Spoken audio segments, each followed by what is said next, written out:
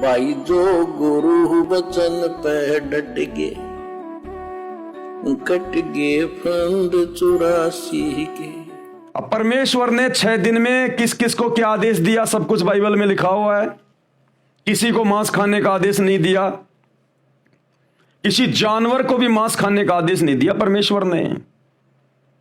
सतयुग में शेर भी मांस नहीं खाता था।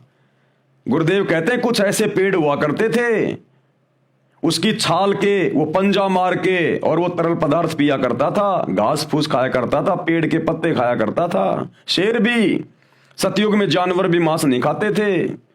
आगे चलकर शैतान के प्रभाव से फिर ये पूरा सिस्टम बिगड़ गया। तो इंसान को मांस खाने का आदेश कैसे देगा? वो कादर अल्लाह, निहायत मेहरबान रहम दिल अल्लाह। एक आत्मा को दूसरी आत्मा के माध्यम से क्यों कटवाएगा? क्या वो निर्दयी है? क्या अन्यायी है? क्या वो नहीं देगा? तो 6 दिन में परमात्मा ने जमीन और आसमान के बीच में जो भी कुछ था उसको बनाया। इंसानों को क्या खाना है, जानवरों को क्या खाना है, परमेश्वर ने उनको बता भी दिया अपने वचन में, और उनके लिए वो चीजें उसने उत्पन्न भी कर दी।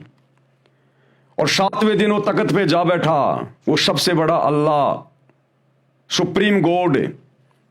अब भाइयों और बहनों, उसके बाद उस परमेश्वर के आदेश देकर सतलोक में सिंहासन पर जाकर बैठने के बाद इस शैतान ने फिर अपने फरिश्ते भेजकर, शैतान ने मुल्ला मौलवियों में कुप्रेरणा करके, भूत की तरह प्रवेश करके अपने फरिश्तों के माध्यम से फिर इसने जो आदेश दिए हैं, और आगे उन धर्म के लोगों ने फिर मांस खाना जो शुरू किया है, इसमें परमेश्वर का कोई हाथ नहीं है। ये वर्तमान में इन हदीसों के अंदर जो आदेश लिखे हुए हैं, या बाइबल में कहीं कोई आदेश लिखा हुआ है मांस खाने का, ये अल्लाह कबीर का नहीं है, परमेश्वर का नहीं है।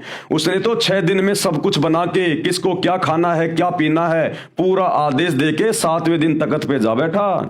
उसके बाद फिर इस शैतान ने जो झूठे आदेश हदीसों में या अन्य किसी के माध्यम से, फरिश्तों के माध्यम से जो दिलवाए हैं, ये परमेश्वर का आदेश नहीं है।